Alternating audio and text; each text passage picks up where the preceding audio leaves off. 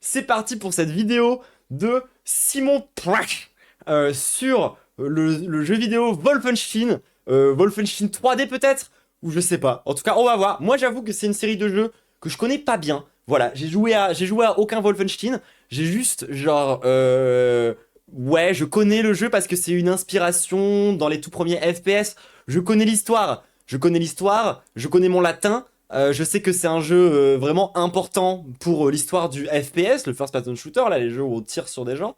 Mais à part ça, j'y connais pas grand chose. Et la vidéo de Simon s'appelle "Ce jeu ose montrer ce que les autres évitent", et c'est un jeu dans lequel on tue des nazis.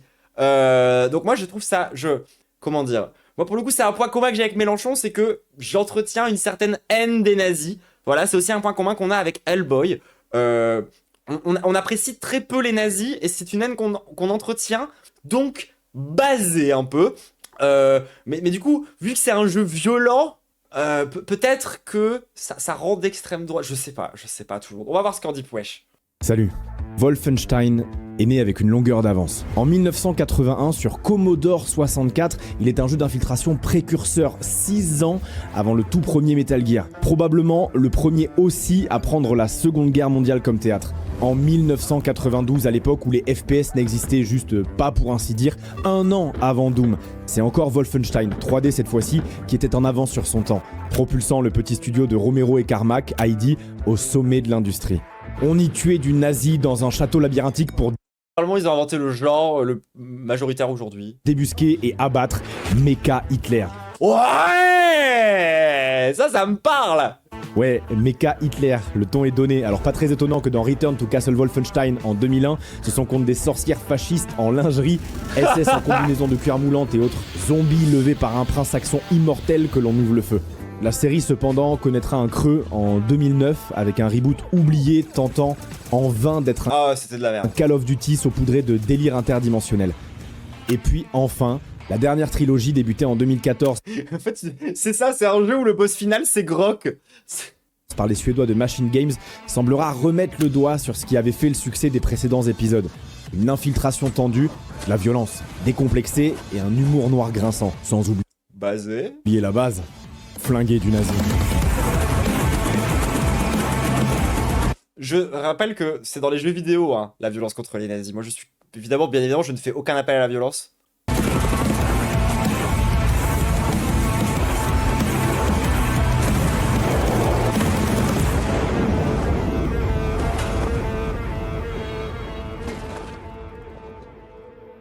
Dans toute la série Wolfenstein, le pitch est le même. L'Allemagne d'Adolf Hitler a vaincu. On baigne en pleine Uchronie et à la façon du maître du haut château de Philippe K. Dick, toute ou partie du monde est dorénavant sous gouvernance fasciste. Dans Wolfenstein, une partie des États-Unis a été réduite à l'état de cendres à cause de frappes nucléaires. Les grandes villes sont écrasées par des bâtiments brutalistes en super béton, défendus avec des machines de mort au style dieselpunk et, nous dit-on, toute forme de résistance a été éradiquée.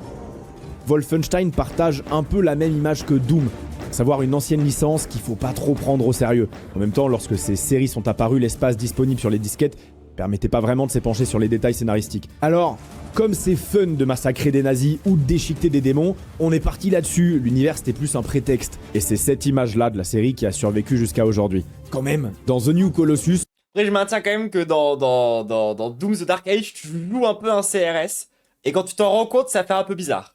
on s'infiltre sur un tournage se déroulant dans une base nazie sur Vénus pour jouer notre propre rôle où on découvre que le Mais ça reste excellent comme jeu, hein. producteur exécutif n'est rien d'autre qu'un Hitler complètement sénile, parano et incontinent qui tire des balles dans le dos des acteurs qui n'ont pas retenu leur texte.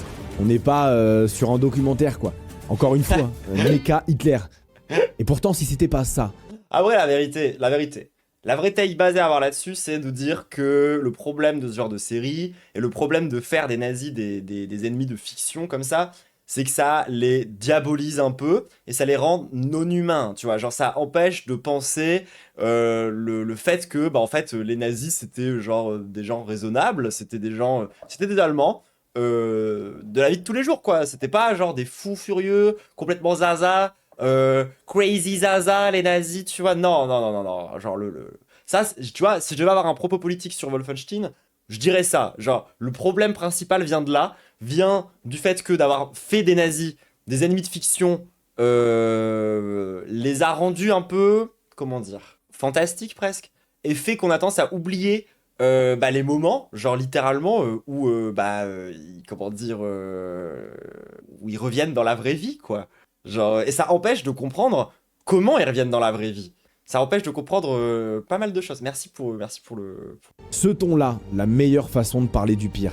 Lorsque le studio Machine Games est Sub pour les 11 mois de sub. fondé en 2009 pour prendre la suite de la série avec le support d'idées, leur ambition est un peu différente. Peut-on prendre un truc aussi peu sérieux que cette licence, en garder le ton décalé qui est là depuis les premiers jours, et aussi tenter de dire quelque chose de concret avec? Peut-on faire de Wolfenstein à la fois un jeu d'infiltration à la violence jouissive et un vrai jeu narratif avec un propos? De BJ Blazkowicz, la montagne de muscles en colère muette qu'on incarnait auparavant, un vrai 3 phrases plus basiques que la vidéo d'avant. En fait, il suffit pas de dire « Ah gougou gaga gaga la violence !» Tu vois, pour avoir un propos basé, en fait, il faut réfléchir un peu, mais bref. personnage. Et enfin peut-on, en manipulant à la fois le léger et le sombre, faire une bonne critique du fascisme. Ah, du coup, c'est là où je suis peut-être moins d'accord avec sa vidéo. Parce que ça va dépendre d'à quel point ils sont caricaturaux, quoi. Et en même temps, l'extrême droite est un peu caricaturale, premier degré. C'est ça qui est particulier, tu vois. Genre, tu peux te dire, ok, d'accord, ne les caricaturez pas. Puis après, tu regardes Trump, et t'es en mode, bah, c'est dur, là, En fait, est-ce que les dépeindre de façon un peu caricaturale, c'est pas juste les dépeindre de façon juste? Parce que franchement, genre... vous êtes comme moi, vous avez vu Twitter, comment les gens se bavent dessus à longueur de temps, comment ils ont plus que 4 neurones, là, les droitards, en ce moment. Genre, ils sont vraiment de plus en plus bêtes. Donc c'est vrai que c'est là où, tu vois, tu peux peut-être un peu nuancer. Dans le second opus du renouveau de la franchise, il y a une mission qui sonne très différemment des autres. Seth Ross est un scientifique de génie dont vous avez besoin pour lutter contre les nazis. Mais parce qu'il est juif, cela fait des années qu'il est incarcéré dans un camp de la mort nommé Belinka, en Croatie du Nord. Détail qui a son importance, c'est dans ce camp en particulier que les prisonniers Plein de nazis en Croatie en ce moment d'ailleurs, au passage. Faut vraiment faire attention à ça. récoltent du calcaire utilisé par le Reich pour produire le Je reviens sur on s'est bavé dessus et sur Agougou Gagaga, ouais, Archie, je t'ai vraiment invoqué, genre. Uber Tu sais, j'ai sacrifié 2 monstres et je t'ai invoqué. béton, à la base de la nouvelle architecture nazie. Personne n'est jamais prêt à vivre un truc pareil.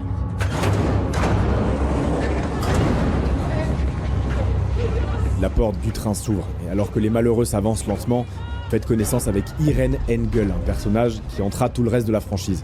La scène qui vous introduira à elle vous laissera savoir tout ce qu'il y a à savoir d'elle.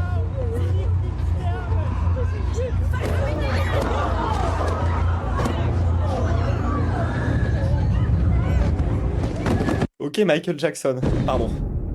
Ici, toute forme d'humanité s'est arrêtée au portail. Les hommes qu'ils passent sont soit passés à la chambre à gaz, soit mis à travailler jusqu'à ce que mort s'en suive.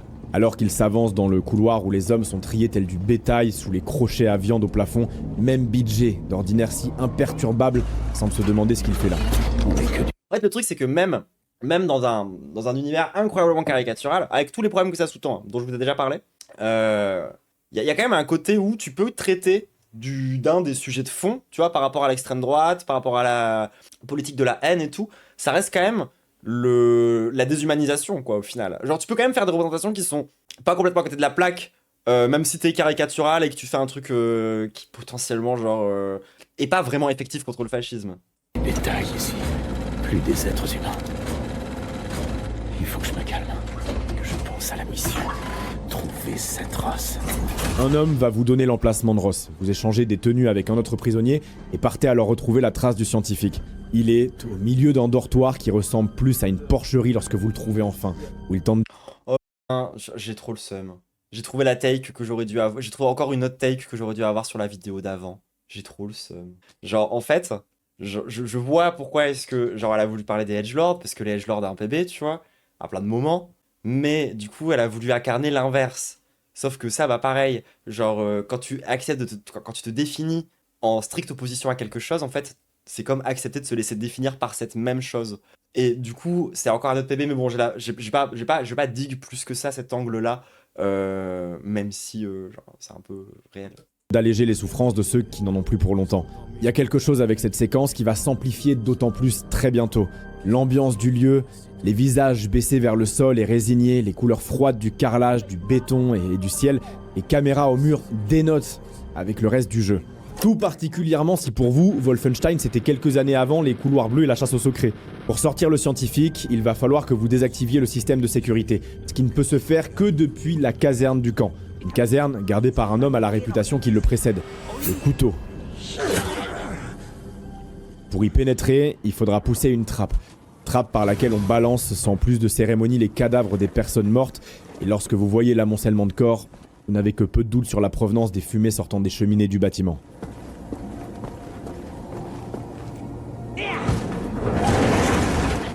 Bah, là, c'est pas mal pour le coup, parce qu'ils sont partis d'un truc hyper caricatural, limite, comment est-ce qu'on pourrait dire ça presque un peu goofy, pour quand même tenter de raconter des vrais trucs. Sur les nazis, comment ça s'organisait, etc. et tout. Donc en vrai, il y a un angle.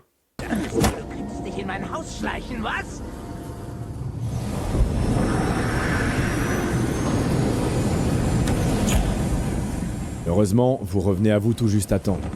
Côté des cadavres vus plus tôt dans un four de crémation en train de s'allumer. Vous vous échappez de justesse, réglez son compte au couteau, désactivez les systèmes de sécurité et retournez enfin voir le scientifique. Le reste de la mission est assez classique, mais cette diversion d'un point de vue de la narration était nécessaire. Machine Games voulait vous montrer le destin de ceux qui franchissent le portail du camp. Créer une mission dans un camp de la mort se devait de ne pas être gratuite et seulement un décor. En faisant le choix de ce lieu, il devait avoir une raison. Et alors, après la fatigue des dortoirs, l'horreur des fours destinés aux hommes, ne restait plus qu'à marquer le contraste. Pour ça, les développeurs vous amèneraient à trouver une batterie dans l'autre aile, celle des soldats. Le blanc du béton laisse sa place à des matières nobles. Du bois sombre et accueillant orne les couloirs, des bouteilles de vin traînent sur les bureaux. On a tendance à l'oublier, mais comme l'a rappelé en 2023 le film La Zone d'intérêt, les camps de la mort étaient aussi des lieux de vie privilégiés pour une minorité. Et c'est ce que rappelait déjà 9 ans plus tôt ce Wolfenstein. Bon, une bonne dizaine d'ouvertures de jugulaires plus tard, vous voilà dans les souterrains et vous trouvez votre objectif, mais au moment où vous saisissez la batterie, un détail vous a échappé. Ah, on m'a dit beaucoup de bien de La Zone d'intérêt, faut vraiment que je le voie. 220 volts passe à travers le corps de BJ qui gît désormais sur le sol, complètement sonné. C'est ici que tout se joue, aligné Je à... pense pas que c'était un troll. Ah bah après peut-être que c'était pas un troll, j'en sais rien. Les derniers messages m'ont donné un peu... J'ai cru, mais j'en sais rien. Avec d'autres prisonniers, Setros à votre droite, vous constatez que votre fin est proche. La batterie, vous l'avez? Seth vous murmure de lui donner la batterie. Visiblement, même en ayant littéralement ses doigts dans une prise, BJ avait eu la conscience de la cacher quelque part. Ou ça, me posez pas la question, j'en sais rien. Si vous agissez assez vite, vous permettez à Seth de reprogrammer le robot qui changera immédiatement d'allégeance, interrompant les exécutions et il se mettra à attaquer vos geôliers. Engel, ne pouvant même pas imaginer que son autorité ne soit pas absolue, commencera à cravacher le robot comme s'il s'agissait d'un vulgaire âne. Et ce qui devait arriver...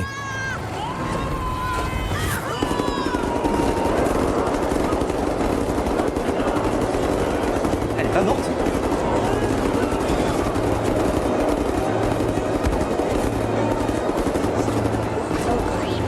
Tu mourras comme un chien. Je te traquerai. Je te retrouverai au bout du monde. Ta peau carbonisée et ta graisse clarifiée. Ta race exterminée. Ta chair finira par alimenter le feu de la fournaise.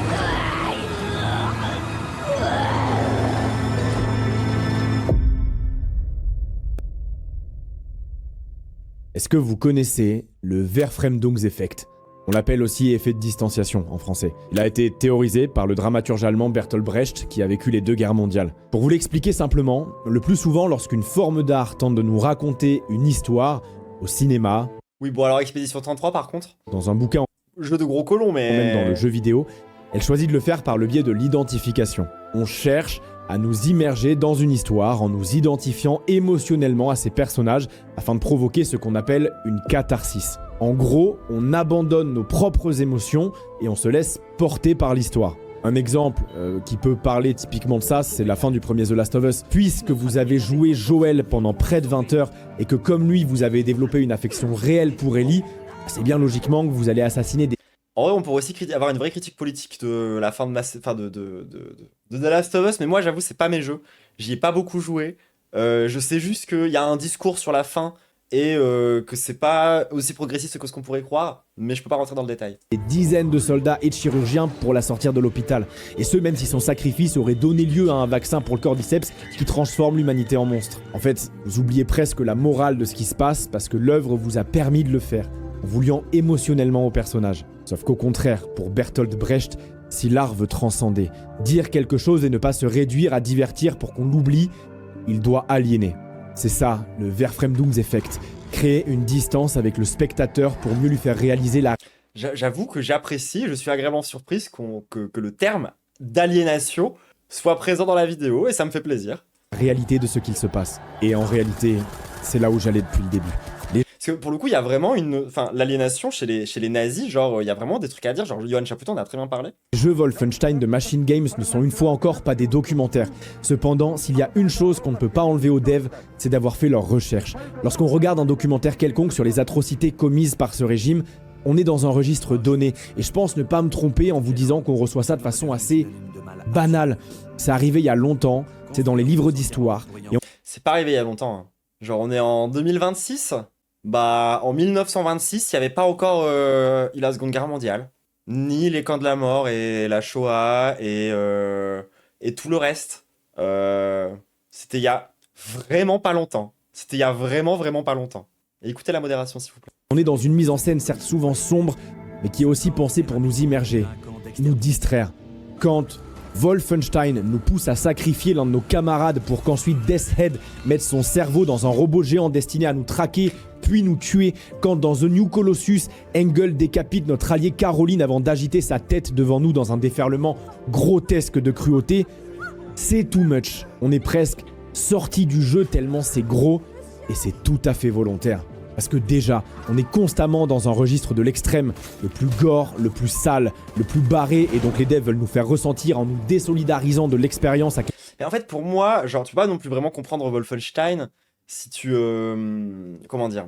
Si tu comprends pas aussi le cinéma d'exploitation américain, genre dans les années 80-90, tu vois, avec justement, bah en fait, pour moi, c'est ça que fait Wolfenstein. Il reprend une esthétique, genre l'esthétique cinéma, un peu, comment dire, comment est-ce qu'on pourrait appeler ça? Un peu old school, genre, pulp. Genre, il essaye de reproduire un truc un peu pulp, une espèce de truc un peu série B coded. Et dans ces trucs-là, tu vois, les nazis sont vraiment perçus de façon un peu caricaturale, etc., etc., etc. Et je pense qu'il y a aussi des références vraiment assumées à ça, en fait. À quel point la guerre, l'expérience de la guerre est absurde, et surtout pour que lorsqu'ils choisissent de nous montrer l'obscurité, la vraie, nous soyons attentifs. Parce qu'à ce moment précis, Wolfenstein ne nous montre plus l'Uchronie. Juste l'histoire.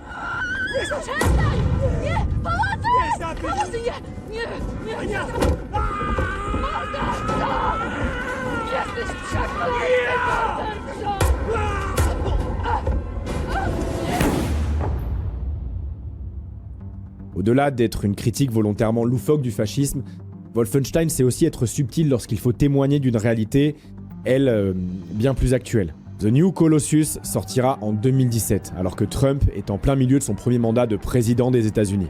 Et au cours du jeu, il y a 7 missions, où vous devez vous infiltrer en plein cœur de Roswell, en ce qui était il y a encore peu la première puissance mondiale. Pourtant, c'est difficile à dire au regard de la façon dont la ville est décorée à l'occasion d'une parade. Les svastikas ornent des édifices à l'architecture bien européenne, les On dirait juste l'Amérique de 2026, en fait. boutiques arborent des noms allemands, et vous vous souvenez probablement de ces deux hommes à l'accent sudiste cachés sous leur capuche du KKK en plein jour qui se font prendre à partie par un soldat allemand qui leur fait passer un test de prononciation. Bien. Toi, comment dit-on merci en allemand? Danke. Oh my God! Ça allait? Non, c'était horrible. Tu écorces ma magnifique langue. C'est Dankeschön. Tout autour du niveau, il y a des dizaines de petites scénettes, toutes plus absurdes les unes que les autres, où des Américains tentent de jouer les bons élèves devant des figures qu'on sent clairement oppressives. Et ce qu'on Bon, en vrai, ils ont pas tant d'efforts que ça à faire, les États-Unis, pour devenir nazis, hein. sent aussi, Genre, on vous rappelle l'existence d'un livre qui, je pense, est important. Oula, je sais pas écrire. Hop. C'est ce bouquin qui s'appelle Le modèle américain d'Hitler. Comment les lois raciales américaines inspirèrent les nazis. Avec la préface de Johann Chapoutot, notre historien de référence sur le nazisme. Que voilà, encore une fois, bon, moi, vous savez, les livres, j'ai du mal. Par contre, j'ai fiches de lecture, tout ça, des gens qui l'ont lu, qui m'ont expliqué ce qu'il y a dedans, etc., etc., etc. Et c'était très, très bien. T'apprends des choses vraiment, vraiment très intéressantes à travers, le contenu de ce bouquin. Donc, franchement, foncez. Et ça permet de comprendre aussi un petit peu l'Amérique de Donald Trump au passage. Mais bref. Oui, bah, Henry Ford. De toute façon, moi, c'est les exemples que je donne un peu souvent, hein, tu prends le capitalisme américain, on va prendre deux des plus grosses industries américaines. L'industrie du divertissement et l'industrie tout court. Tu sais, l'industrie industrielle, la mécanique, les usines, etc. Les deux personnes qui ont structuré le capitalisme américain dans ces deux domaines, c'est Henry Ford, énorme bandeur de nazis, inspiration principale pour les Volkswagen et pour tout le modèle Hitler de américain, le modèle capitaliste, Henry Ford et le Fordisme, ça a vraiment été une source d'inspiration importante. Et c'était aussi un énorme bandeur de Adolf Hitler, c'était un énorme bandeur de facho, enfin il était méga fan de ça. Et le mec qui a structuré le capitalisme autour des médias, autour de la production culturelle, c'est Walt Disney.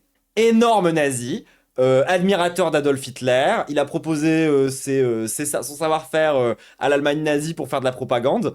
Enfin, deux mecs admirateurs d'Hitler ont structuré les institutions capitalistes américaines. Et comment fonctionne le capitalisme américain. Enfin, c'est pas pour rien, hein. Et que ces Américains ne sont pas si mécontents d'être sous. Et quand aujourd'hui tu vois les grands capitalistes américains de aujourd'hui, comme Elon Musk qui font des saluts nazis, bah tu vois l'affiliation en fait. Après, Elon Musk c'est encore plus compliqué parce qu'il y a aussi les histoires d'Afrikaners, mais on a déjà dit tout ça. Ce nouveau joug est d'avoir abandonné leur souveraineté. BJ nous le dit lui-même. L'Amérique n'est pas étrangère au fait d'exercer de l'oppression. À la manière du père de BJ, un homme pitoyable se disant patriote qui aura vendu ses proches, ses voisins jusqu'à sa propre femme. Les USA, pays vainqueurs de la Seconde Guerre mondiale, ne sont pas exempts non plus de tentations autoritaires, xénophobes ou antisémites, d'autant plus de nos C'est littéralement le pays de la ségrégation. jours. Et ces citoyens virtuels nous le rappellent. Dans l'équipe qui entoure Blazkowicz, la résistance, tout le monde est un peu barré. Il suffit de voir leur monologue à la TV à la fin du jeu pour se rendre compte d'à quel point, et surtout tout le monde, s'engueule tout le temps. Mais surtout... Accurate, résistance à l'extrême droite. Si dans chaque régime autoritaire il y a des gagnants, des personnes pour en tirer profit, Les gens sont à moitié fous et ils font que s'engueuler. C'est nous, c'est la gauche. et améliorer leurs conditions, il y a surtout une masse colossale de perdants. Chacun d'entre eux était destiné à l'être. Chacun de ces personnages, chacun, a une Les marginaux, hein. raison d'être détesté et banni ou tué par le Reich. Une raison qu'aucun d'entre eux n'a choisi d'ailleurs. Caroline se déplace en chaise roulante. Seth est juif. G, qui est une référence bien entendu à Jimi Hendrix, est un artiste anti-gouvernement et antifasciste au visage défiguré. Bombat est africain, et on nous fait clairement comprendre que Tekla est neurodivergente. Oui, et puis effectivement, voir aussi Aimé Césaire sur le nazisme et le colonialisme. Et Frantz Fanon aussi, qui a très bien parlé de ça. Il y a une très bonne phrase de Fanon sur les petits Adolf qui s'ignorent.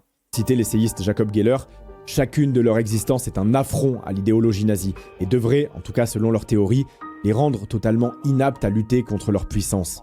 BJ lui-même est une contradiction, arborant un physique totalement arien, d'ailleurs souvent complimenté par les soldats, mais étant bien un homme polonais, né d'une mère juive. Un homme qu'au contraire des jeux précédents, les devs ont maintes fois dans ces nouveaux jeux choisi de rendre vulnérable à plusieurs moments clés, qui contrairement à ce qu'on pourrait imaginer, nous dit distinctement être horrifié par les horreurs qu'il voit, que son inclination à la violence n'est pas tirée d'une espèce de satisfaction sadique, mais de la pure nécessité, celle d'exister, d'être un individu devant un système pour lequel il n'est rien.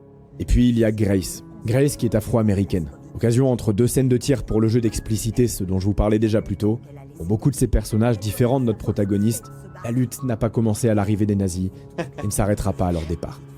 J'ai aussi un physique de gendarme nazi, je peux relate avec mon gauchisme exacerbé. Bah, moi, typiquement, un mec qui me fait trop rire par rapport à ça, tu vois, c'est Vald. Vald, il a une tête de flic. Qu'on se mette bien d'accord tout le monde. Lui-même le dit, il est d'accord avec ça, c'est pas moi qui invente. Vald est rappeur, mais il a une énorme tête de flic. Vraiment, il a vraiment ce physique de policier, tu vois. Et pourtant, il chante les prisons sont remplies d'innocents et de bénédictions d'ignorants. Et c'est super basé. Et je pense que c'est un peu un gauchiste.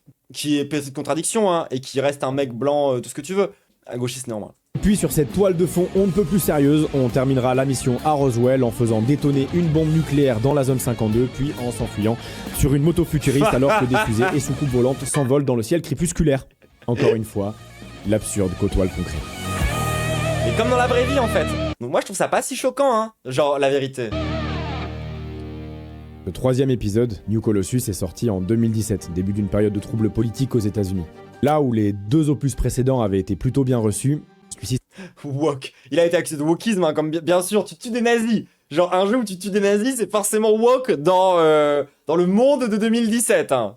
sera critiqué en ligne par certains le prétendant trop woke, alors que son fond, lui, changeait pas tant par rapport à ses aînés. Les esprits, en revanche, eux, peut-être plus. La décomplexion des pires propos et des pires idées, elles aussi. Alors, à une époque de polarisation politique aussi crue que celle que nous Mais forcément, quand t'es un admirateur de Elon Musk, du coup, tu commences à te dire « Oh mais non, tuez pas les nazis !» traversons, certains en viennent même à se demander si le ton de Wolfenstein pourrait encore faire consensus. En somme, si l'on peut encore utiliser la figure du nazi dans les jeux vidéo comme de défouloir sans trop remettre en question la morale du joueur. La question que je pose en fait c'est, les nazis de Wolfenstein seraient-ils en train d'abandonner leur place aux côtés des démons de Doom? Et c'est navrant de se la poser. Et pourtant, en 2019 sortira Wolfenstein Youngblood, dans lequel on incarne les filles de Blazkowicz venues libérer Paris, et cet épisode est, malheureusement, vidé de tout propos. Pourtant, des gens n'ont pas oublié d'où vient Wolfenstein. Lorsque Donald Trump fut élu pour la seconde fois en 2024, la communication de New Colossus, Make America Nazi Free Again, fut utilisée comme un signe contestataire. Note My America et Nazi Get the Fuck Out en plein écran pour beaucoup de monde. Si Wolfenstein n'avait pas été efficace dans sa façon de pointer du doigt le fascisme, quelque part, les critiques n'auraient pas plu de la sorte et ses slogans n'auraient pas été repris. Il aurait été un Battlefield 5, un Call of Duty ou un Medal of Honor comique tout au plus. Ah ouais, c'est vrai que dans un monde qui se fascise, d'avoir un jeu comme Wolfenstein, ça me fait un peu du bien. Et t'as envie de te réapproprier les trucs, genre. C'est ça qui me fait penser depuis le départ, et qui a donné lieu à cet épisode, que le Verframe Dooms Effect doit bien fonctionner. Le propos est d'autant plus limpide. Il y a un moment dans le camp que j'ai omis de citer, et où la symbolique est aussi assez parlante. Seth, faisant partie des prisonniers chargés de mélanger le Uber béton, vous prend à part et vous montre des taches sur la surface d'un pilier dans la cour. Il moisit. Ce matériau, fondation de toute l'infrastructure nazie, pourri de l'intérieur. Et ça, c'est en vrai de vrai, quand tu connais un peu c'est quoi certains propos autour du nazisme, etc., et de comment est-ce que même les nazis, même d'un point de vue architectural et tout, c'est vraiment pas si con. C'est vraiment pas si con. Genre, je trouve comme petite astuce de... Genre, je trouve ça vraiment premier degré plutôt malin, genre. Ces fondations mêmes ne se reposant que sur une affirmation de puissance et de supériorité basée sur quasiment rien. Si beaucoup ont été perplexes face au ton employé par la nouvelle trilogie de jeux Wolfenstein, c'est normal. C'était l'objectif. Faire des jeux qui honorent l'histoire de la franchise, celle de jeux à la violence décomplexée et aux antagonistes complètement ridicules, et se servent des évolutions techniques et narratives du médium pour aller explorer de nouveaux territoires. Des jeux où le ridicule et l'absurde nous forcent à rester attentifs, à ne pas les recevoir comme un simple divertissement, ainsi à confronter l'horreur, lorsqu'enfin elle se montre. Basé. Bah écoutez, encore une fois, quand on lance un Simon Puech, on sait jamais trop dans quoi est-ce qu'on va se lancer. Genre, parce que parfois, bon, il a des takes. Encore une fois, nous, on le critique souvent sur son libéralisme, mais c'est pas un ennemi. Hein. Simon, je dirais pas que c'est 100% un camarade. Il a eu des takes parfois, tu vois, genre, etc. et tout. Mais pour le coup, je trouve que cette vidéo-là, vraiment bien. Il a vraiment bien parlé du jeu. Il a réussi à trouver la bonne synthèse entre ce que je disais au début, à savoir, il faut faire attention quand tu caricatures les nazis, avec utiliser une caricature de nazis pour que ensuite les gens soient en mode ah vas-y gaulerie et tout, c'est un peu léger, pour ensuite raconter des vrais trucs sur le nazisme. Ça reste assez basé et je trouve que bah pour le coup c'est plutôt précis. Donc franchement, très bonne vidéo de la part de Simo, genre très agréablement surprise. Je suis très content qu'on ait regardé ça. Très content d'avoir un peu plus découvert la franchise Wolfenstein, parce que moi je connais pas du tout, genre je connais vraiment pas. J'ai joué à aucun jeu, etc. Voilà, moi je suis plus une Doom kid. Voilà, moi j'aime bien les Doom, j'ai joué aux vieux Doom et tout, même si je les ai pas connus dans l'enfance et tout, parce que voilà, le rétro gaming, tout ça. Et je connais pas tant, mais peut-être que je vais aller en faire quelques-uns, quoi, parce que ça a l'air un peu sympa. Après j'avoue que j'ai trop de jeux auxquels je veux jouer en ce moment, donc je pense que je vais pas trop trop y jouer, la vérité, en vrai, la vérité. Mais je suis content d'en avoir parlé, d'avoir pu tenir tout ça, quoi, c'était cool. Franchement, la dernière trilogie 100% Wars, après, c'est vrai que des petits jeux un peu, comment dire, un peu pas prise de tête, un FPS un peu sympa, il y a peut-être moyen, que je kiffe, en vrai de vrai. Mais bon, on va s'arrêter là, tout le monde, pour cette vidéo, en tout cas, cette capsule YouTube. Gros bisous YouTube, gros bisous YouTube. N'hésite pas à aller checker le reste des vidéos, bien sûr. Merci Scorch pour avoir voté, pour avoir forcé et pour avoir gagné cette élection incroyable. Si vous voulez voter pour savoir quelle vidéo on regarde pendant les réacts, n'hésitez surtout pas à venir nous rejoindre en stream tous les mardis, jeudis et dimanches à partir de 18-19h. N'hésite pas à lâcher ton meilleur like, ton meilleur commentaire, ton meilleur boost, ton meilleur, voilà, tous les trucs là de YouTube pour faire mon grimper les vidéos algorithmes. Partagez, parlez de moi, etc. Si vous avez des propos qui sont intéressants à des gens, tout ça. Je suis aussi sur Insta, TikTok, voilà. N'hésitez pas à faire la promo. Donnez de l'argent sur Tipeee aussi si vous en avez les moyens. Les liens sont en propagande, je vais dire. Les liens sont en description. Gros bisous YouTube. À la prochaine.